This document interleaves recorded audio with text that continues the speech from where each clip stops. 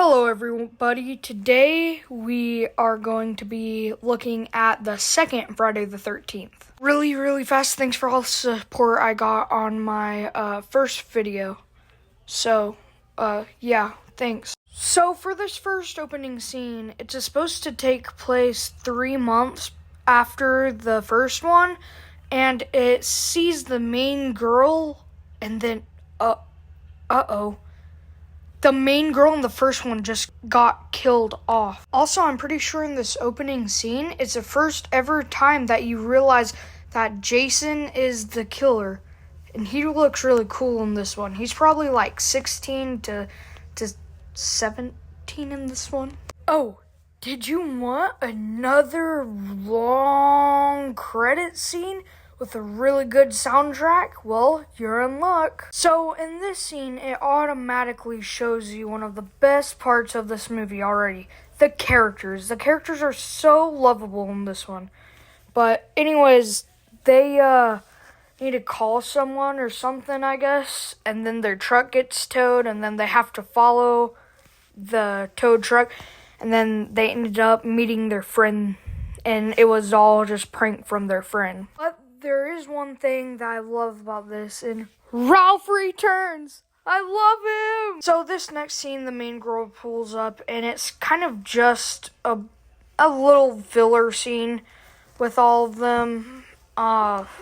Just showing all of the characters. That's really it. So, in the next scene, they basically recap Jason dying and all of that by the campfire before someone named Ted comes out to scare all of them. So 2 teenagers are making out, and Ralph is outside looking at them for some reason. And then, Dad, Ralph died! So a scene from earlier showed the dog wandering into the woods, and then 2 of the main people from the opening scene go and discover that the dog's dead, and then Sheriff finds them, and then it's like, rah, rah, rah, rah, rah, rah, or something like that. So the deputy ends up driving, and then gets out of his car, and then he stumbles into a shack that Jason built, I guess, and then Jason kills him from behind. So the main guy sends all the other people into town, all of the, weird ones. So this girl decides to go skinny dipping, and Scott follows her and steals her clothes. But don't worry, he gets his comeuppance because Jason ends up hanging him with a booby trap and then killing him. Terry comes back, and then she ends up running into the camera screaming after she saw Jack, I think his name was, his dead body. But that's 2 off-screen deaths. There's going to be a lot more later in the series. So Mark, which is a kid in the wheelchair, ends up going outside to look for someone that's about to do stuff with him, and gets a machete to the face and rolls down the stairs. This is my favorite kill of the movie. So next scene, we get some illegal nudity scene because the female actor in this scene is actually 17. Not a very good look on Friday the 13th's part. So, anyways, we get another spear death, and I guess 2 off-screen deaths, too. Whenever Jason stabs a spear through the 2 while they're, doing things. So Nikki came back because she still wants to do things with Mark, but instead of finding Mark in bed, she finds a jerk named Jason. So with the next scene, the 3 main characters, and I'm pretty sure at this point the final 3 are hanging out like at this bar place, and then the topic ends up becoming Jason Voorhees, and then she was like, what would he be like today? Some sort of killer or something like that.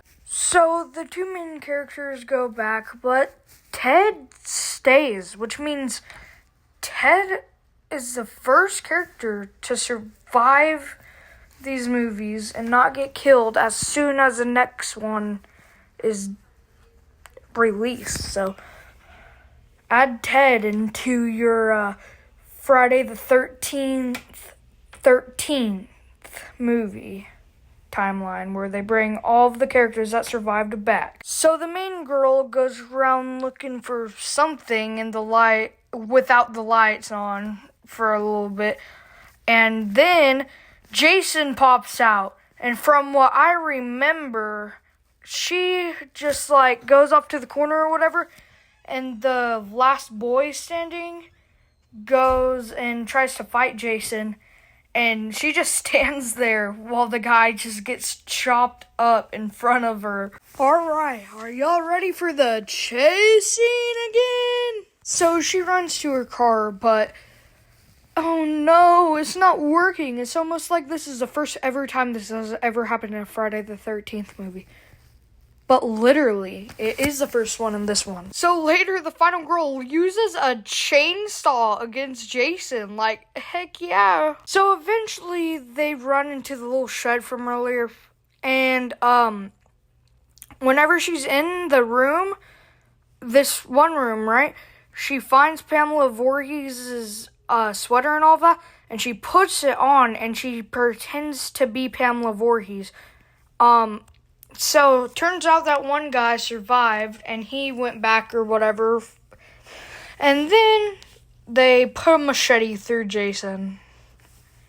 So later, there's a dream sequence, sorry about that, where the dog apparently comes back. So that's how you know this is a dream. And then Jason pops through the window and grabs the final girl. And then she's taken away with an ambulance in the next scene. So this time, I'm going to be doing something different to where I will rank all of my favorite stuff before I say my actual opinion on the movie. So, favorite character first, I guess. My favorite character is Ted. He's just really funny. I don't know why, but I really, really love this guy. My favorite kill is Mark's kill. The way that he rolls down, or not even rolls down, but falls down and trips down all of the stairs will always be hilarious and awesome. My least favorite character of this movie, despite being a pretty cool character nonetheless, is Paul. It's just the most boring character of the movie, and I don't know, this was a really hard decision though. My least favorite kill is Vicky because she could have moved out of the way.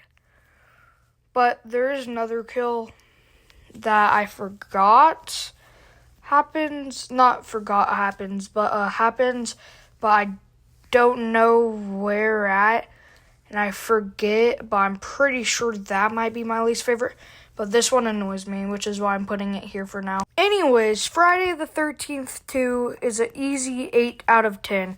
Anyways, thanks for all the support on the last video. Goodbye. So, in conclusion, Friday the 13th 2 does everything that part 1 does, but makes it just a lot better.